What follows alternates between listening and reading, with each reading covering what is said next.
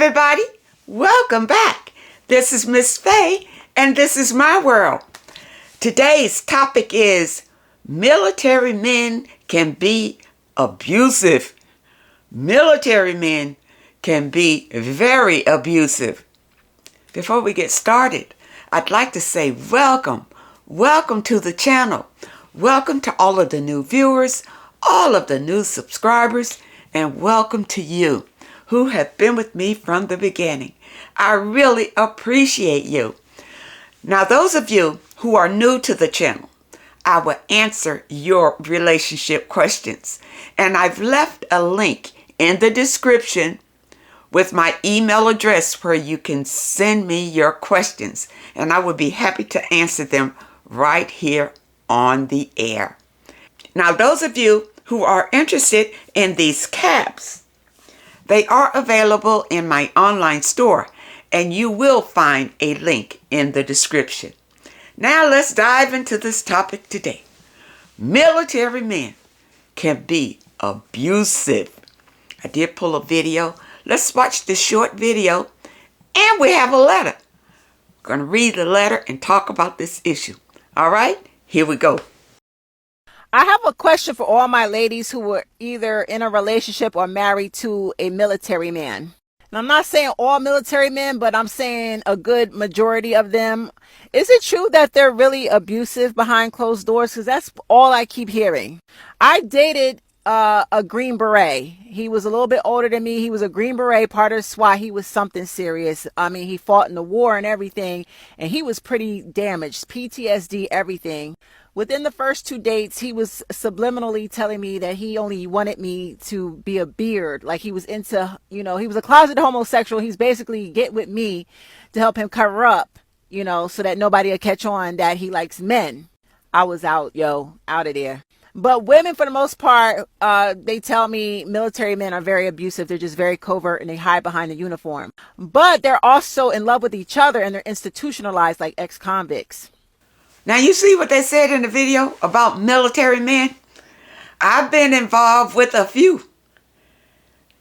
And each one, they had some issues. For instance, one military man that I got involved in, I think he was a high-ranking somebody in the military. And he told me he did 2 tours. So he was really a military man. We couldn't get along for a while because he had a very short fuse. And it didn't take anything for him to blow. Anything. I mean, we went on a date once and he couldn't find his wallet or whatever the situation was. And he blew up at me because I said something that he didn't like about it. Probably made a joke or something. But I ended up paying. I had the right to make a joke if I wanted to. So anyway, I made a joke and he threatened me, put his finger right in my face and told me something. I didn't know what he said, but what he did, I saw something in him that I was done with. The military. You see, these men are trained to be killers in the military. Killers without any empathy, killers without any sympathy, killers about caring who they're killing. They are killing machines. That's what they are. And many times, these men have a tough time leaving that persona, how they've been trained in the military, that persona coming back into society being a regular, decent human being. They come into society after the military being these killers, being these people who are confused. You see, that when they come home, many of them think they're still in the war. They have a tough time coming back into society. That's why a lot of them end up in the hospital with that PTSD or whatever it is. A lot of them just are psychotic. They have these attacks. They have a lot of issues coming out of the military. But ladies, you need to guard yourself, because you get involved with these killing machines, and that's what they've been trained to do in the military, to be a killing machine, especially if they were in there for years and years. I do know people who were in the military for a short time, maybe I say 2 years, a short time, and they can acclimate back into society pretty good. But if they've been in the military and they've seen war and they've been there for a while, listen, it does something to your psyche to see gore, to see killing men, women, and children, to see that, to witness that, to be a part of that. It does something to your psyche. It really does. And then the government just lets these guys back out into society. Many of them commit suicide. If they don't kill off their whole families, they beat their wives. These are horrible people. Now, I want to put a disclaimer in here. This is not all military men. Because actually, I met a young man who had been in the Marine. And I think that's the toughest in the military, isn't it? In the Marines. And he went to Vietnam. He is the nicest, the sweetest man I know. I've known him for years. I've never seen his personality change. He is one out of many. One out of many. If you're fortunate enough to run across one of those, great. But be wary of dating men in the military, whether they've been in the military for a long time or not. Now, if you meet men that just kind of went in for 2 years and came out, all right, well, that, many of them, if they did not see war, they weren't affected. But if they went in the military and went to war, be careful. Be careful. Many of these men are damaged from the war and damaged for life. The government doesn't care about that. The government cares about winning wars. And we are just collateral. Collateral. You see? And why are they winning these wars anyway? What's the whole thing? About resources. They're out stealing resources from other folks. They need these men to do that.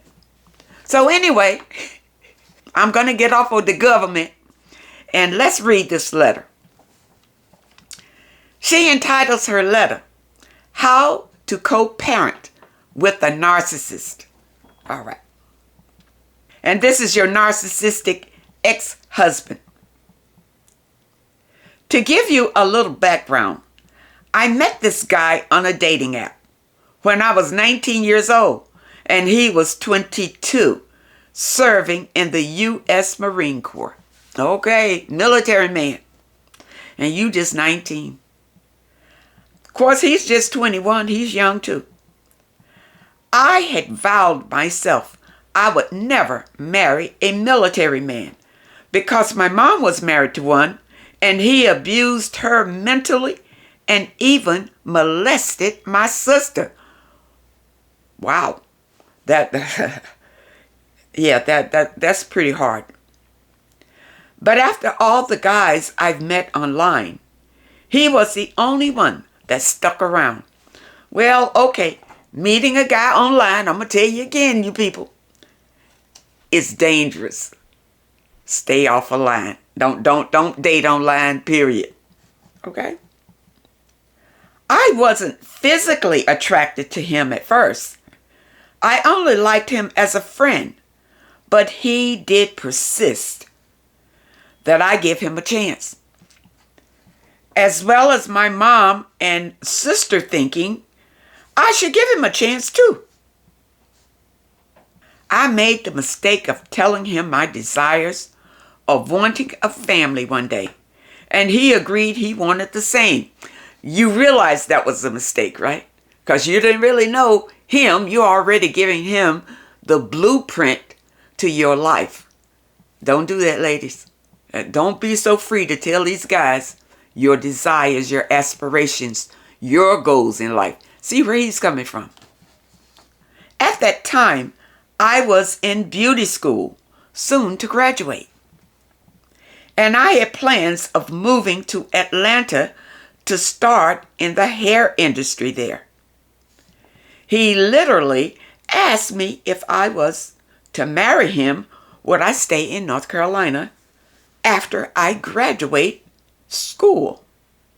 All right, he's already making plans for you to stay in North Carolina after school. Of course, my naive 19-year-old self says yes. Yes, because you want to be married. All young girls want to be married. This guy wants to marry you. He's in the military.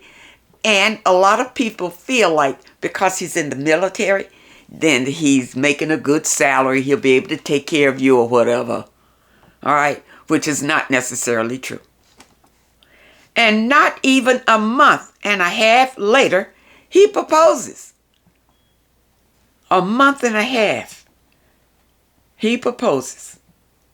That was a real short-term romance. I only said yes because I had people in my family say that he was being sincere. And I did want a family. Even my minister dad liked him. Oh, okay. So you came from a religious home. Okay. We got married 5 months later. You didn't even know him when you married him. 5 months and you married. And I was already 2 months pregnant. I graduated beauty school and moved on base with him. I started to see the emotional abuse a couple of months after he proposed. But as soon as I moved in with him on the base, it got horrible for me. Yeah, because now you're under his thumb. You see, you're in his domain. And he can actually treat you any way he wants to treat you because he feels like you are his property now. You understand? A lot, especially young men, they feel like when they get married, they own you in some way. You see? So that's why he's just coming out of pocket and treating you any kind of way. He mentally abused me my whole pregnancy. And even after I had my baby. A month after, I did suffer from postpartum depression, but also felt the burden of his abuse too. Yeah, his abuse probably contributed to this depression that you were suffering. He's being abusive because that is his personality. But you didn't take time to get to know him. You scooped him up in the love bombing stage when he was being good and nice to you. But as soon as you married him, changed just like that. That's what they do. Especially if he's a narcissist. I was admitted in a psychiatric hospital for 5 days because she was suffering from this depression. It almost killed me because I was away from my newborn for so long. 5 days. Who had the baby? I hope it wasn't your husband. I had to have a cesarean surgery while giving birth, so I had to heal for 8 weeks. After about 2 weeks of me giving birth and healing from my surgery, I was pressured to start helping him with the bills. He told me I had to work for my money because he claimed I was lazy. That's probably when you should have grabbed your baby and looked for a way out of there. But no, you didn't do that. You listened to him. So I started delivering Uber and Instacart deliveries. Long story short, after he was about 5 months of getting out the Marine Corps, he decided to separate from me And that's when I found out he was talking to his ex-girlfriend the whole time. This is a disaster. This is a disaster. And I'll tell you why. Tell you why. Number one, you were just 19. You were naive. Apparently, your people didn't know any more about this than you did. You see, they encouraged you to go on and get married. He seemed like a nice guy because in the love bombing, they appeared to be very nice. He was pleasant to everybody, getting to know your family and everything, but it was going way too fast. Way too fast. You see? He proposed to you and got you pregnant just like that. Now, I'm sure he was getting some kind of little salary while he was in the military, and a lot of his expenses were taken care of. You see, when they're in the military takes care of them. But when he left the military, he had to find his own job. But he's already got you working. You just had a baby, and he's telling you that you got to go out here and work and make your own money. Yes, my ex married me to get more money on his military paychecks and just threw me aside once he was done with me. Okay, so he's gone. He's gone. He threw you aside. He's been talking to his ex-girlfriend, and he's gone. Be blessed. Be happy. This man is not good for you. Since our separation, I've been healing and making a good life for me and my son. Good for you. I had to fight custody battles with him in the past because he was trying to get full custody. I'm glad he didn't. Since my state is a 50-50 state, he was granted weekend visitations. Under his care at his house, my son had received almost a 3rd-degree burn on his 2 left fingers. He's not watching him. He's not really watching that baby. He claimed he was cleaning out the oven. He left the oven on and open.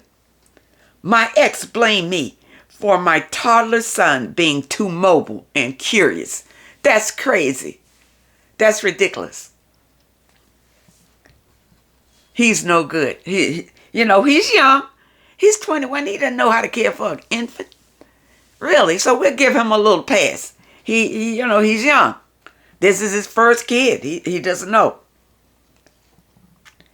I did file for emergency custody then, but I decided not to go to court because the judge previously dropped my domestic violence protection order against him. I wonder why. Okay. Well, anyway, let me tell you something about a domestic violence protection order. Okay. It really doesn't protect you from anything. So for you to go to court and do that, it's a waste of time. There are a lot of women who are dead who had domestic violence protection orders. It only makes your assailant angry. It doesn't protect you. That assailant can get to you long before the cops show up. So don't waste your time going down there, filling out the paperwork and going through all of that red tape for a domestic violence protection order. It's a waste of time. If a person wants to harm you, they're going to harm you. That order cannot stop them. People today, they're not afraid of going to jail. If it's revenge that they want, if they have that evilness in their heart, they're going to come after you, and that paper is not going to stop anything. I just want you to understand that, ladies. It only aggravates your assailant. Okay. I had people tell me to give my ex a chance, and people were taking his side, so I gave in.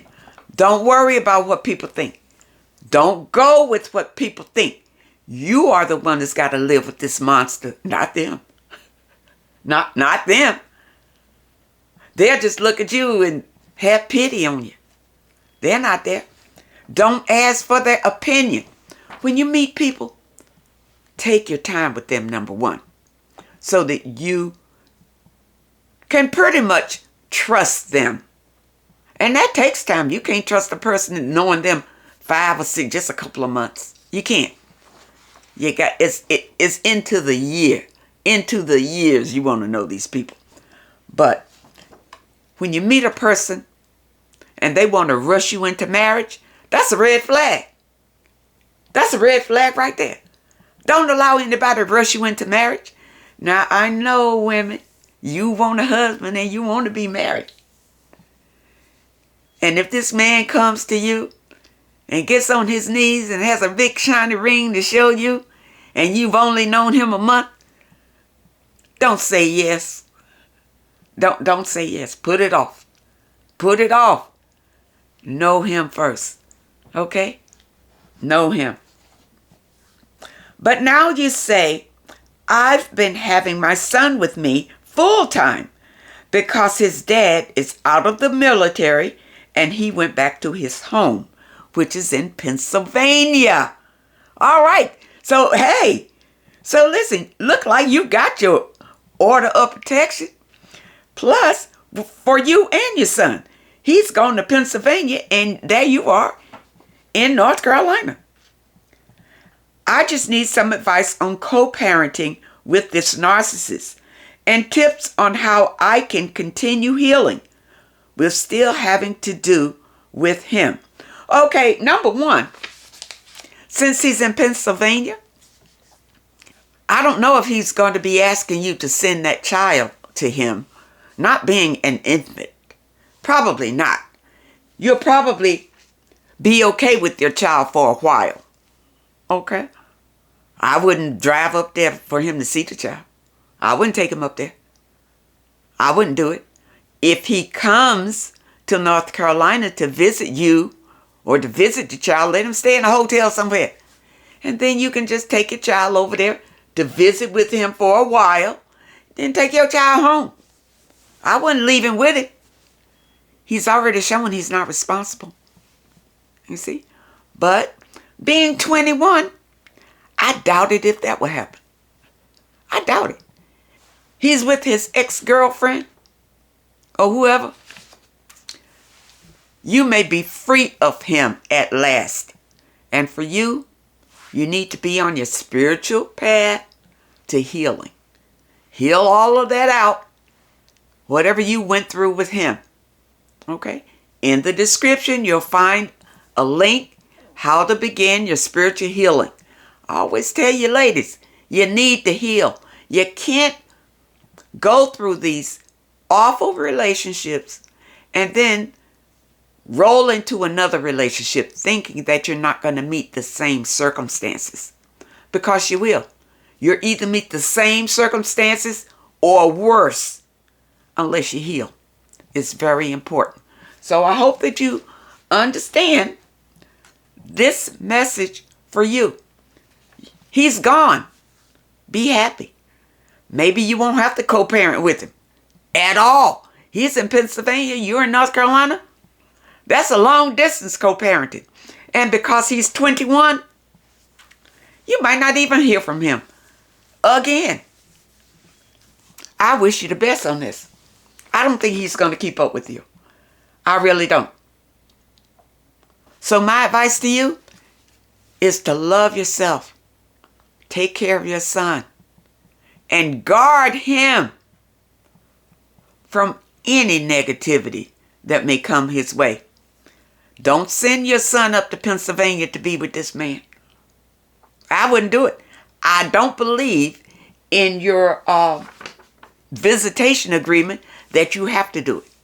I don't think you got to send your son nowhere. So check it out and see if that works for you. And if you don't have to send him to Pennsylvania to be with his dad, I wouldn't.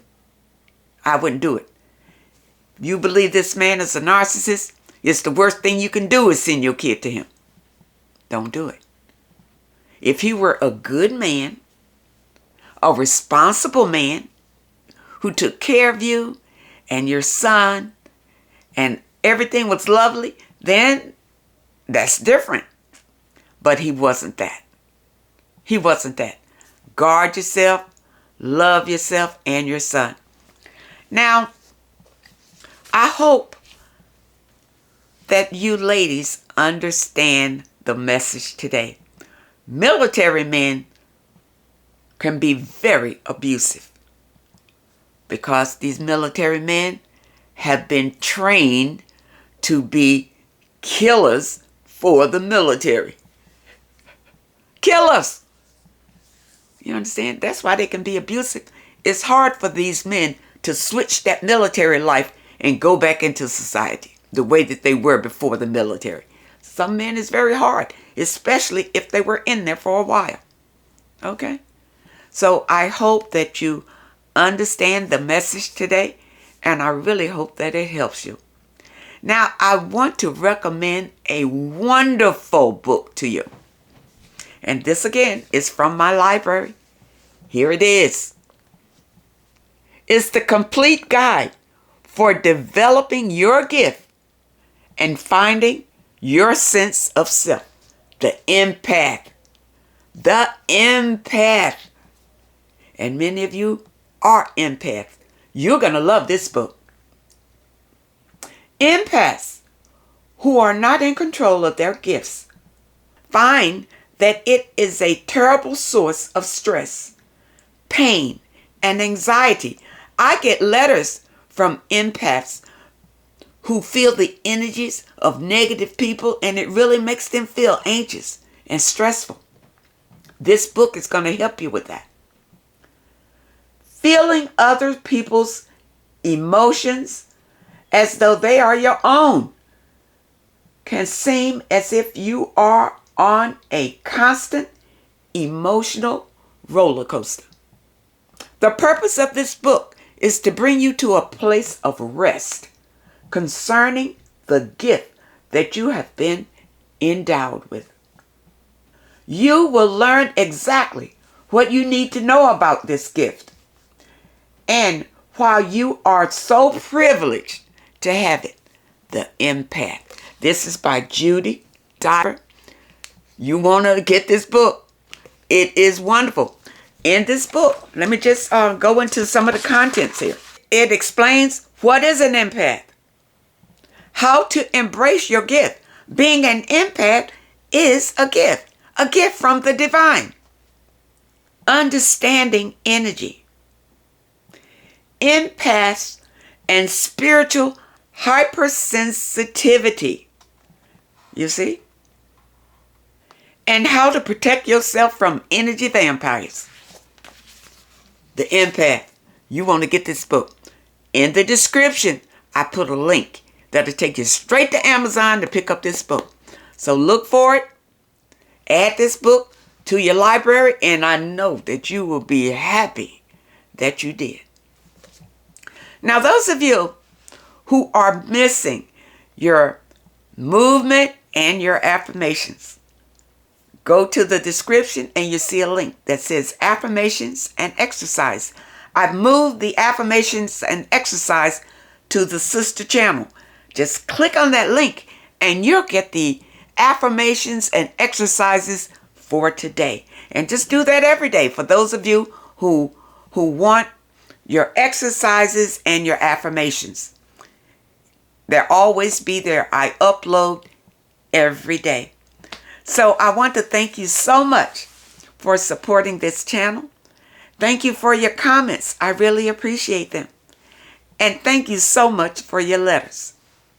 I wish you all the very best. I wish you all much happiness. And I really hope to see you next time.